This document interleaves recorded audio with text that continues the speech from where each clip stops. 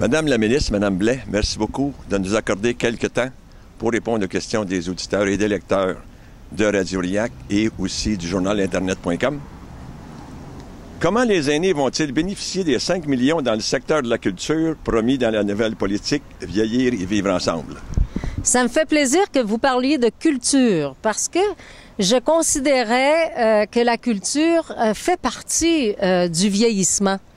Et en vieillissant, on peut continuer à vouloir se développer d'un point de vue culturel.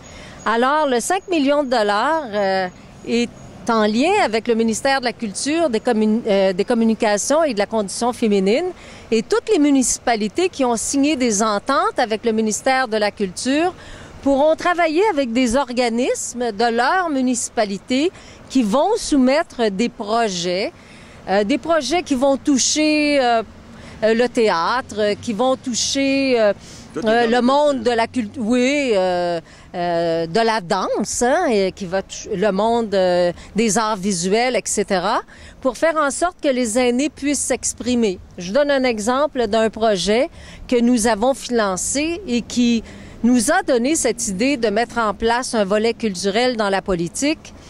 Entre autres, à Trois-Rivières, il y a le Festival international de la poésie. Et depuis 2 ans maintenant, nous finançons le volet aîné. Donc, ce sont des aînés qui déposent des poèmes et il y a un concours de poésie. Et l'an dernier, la personne qui a remporté le premier prix est une personne aphasique. Moi, ça m'a beaucoup touchée. Oui, alors, on est aphasique, on n'est plus capable de s'exprimer oralement, mais elle est capable de continuer à s'exprimer par l'écrit. Et pour moi, c'est de la magie. C'est de vivre de son art à sa façon. Ben oui, et puis bravo. Ça représente l'identité d'un peuple aussi, la culture. Bravo, puis c'est une belle chance que vous leur donnez à ce moment-là. Maintenant, vous avez mis en place plusieurs actions afin de contrer les abus commis contre les aînés. Comment évaluez-vous les retombées de ces actions? Bien, extrêmement positive. Vous savez, premièrement, la ligne téléphonique, nous avions prévu 3000 appels téléphoniques pour 1 an. On a presque doublé le nombre d'appels téléphoniques. C'est considérable. Nous avions mis en place une petite équipe d'exploitation à la Commission des droits de la personne et des droits de la jeunesse qui s'est agrandie de façon considérable. Il y a eu une augmentation de 600% le nombre de dossiers ouverts à la Commission des droits de la personne et des droits de la jeunesse. La campagne sociétale avec Yvon Deschamps a connu des retombées spectaculaires.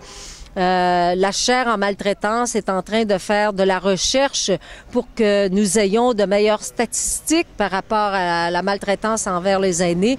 Nous avons maintenant des coordonnateurs embauchés dans toutes les régions du Québec.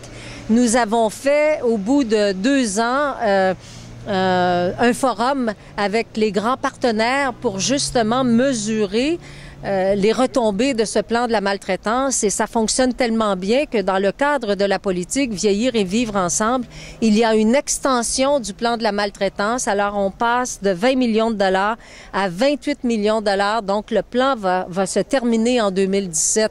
Donc, ça veut dire que la maltraitance envers les aînés existe, mais il faut la contrer, puis il faut la combattre et il faut la dénoncer. Absolument. Maintenant, la qualité des soins dans les CHSLD est souvent questionnée et les besoins sont de plus en plus grands. Comment, dans les prochaines années du mandat que vous sollicitez, serez-vous en mesure de répondre aux attentes des aînés? Vous savez, il y a une époque, quand on arrivait dans un centre d'accueil, on stationnait notre voiture et nous avions notre place. Ça a beaucoup changé, ça. C'était au début des centres d'accueil. Aujourd'hui, ce sont des centres d'hébergement de soins de longue durée pour des personnes qui nécessitent de longues heures de soins. Et la clientèle est en très lourde perte d'autonomie, une clientèle aussi qui est souvent atteinte de maladies cognitives. Ça va demander des soins plus pointu, plus particulier. Nous avons rénové des CHSLD pour plus de 800 millions de dollars pour assurer une meilleure dignité à nos aînés. Il va falloir continuer de travailler sur l'alimentation pour faire en sorte que les personnes qui arrivent en CHSLD ne se retrouvent pas en situation de dénutrition, parce que la dénutrition est un très grand facteur. Et ma collègue, qui est la ministre déléguée aux services sociaux, a embauché récemment plus d'inspecteurs pour être en mesure de travailler au niveau des CHSLD pour faire des vérifications. Parce que parfois, il arrive des situations qu'on veut éviter. On veut que nos aînés se retrouvent bien traités, bien soignés et surtout en sécurité. Madame la ministre, au nom de tous les aînés, nous vous disons merci. Ben, c'est moi qui vous remercie de m'avoir accordé ce temps. C'est toujours agréable. Je suis passionnée par ce que je fais. Alors, c'est toujours agréable pour moi de répondre à vos questions et je salue évidemment vos auditrices, vos auditeurs. Je vous remercie beaucoup. Au revoir.